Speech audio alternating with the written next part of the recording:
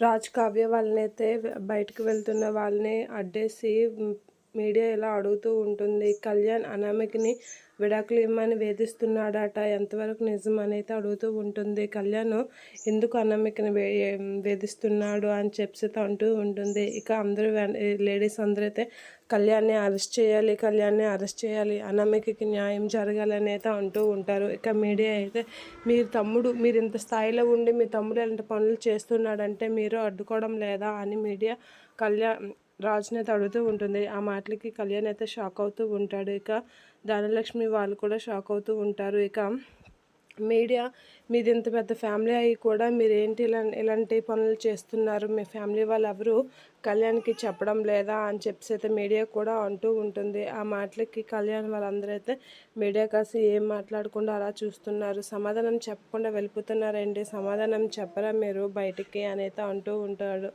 ఆ మాటలకి ధనలక్ష్మి వాళ్ళైతే చాలా ఫీల్ అవుతూ ఉంటారు.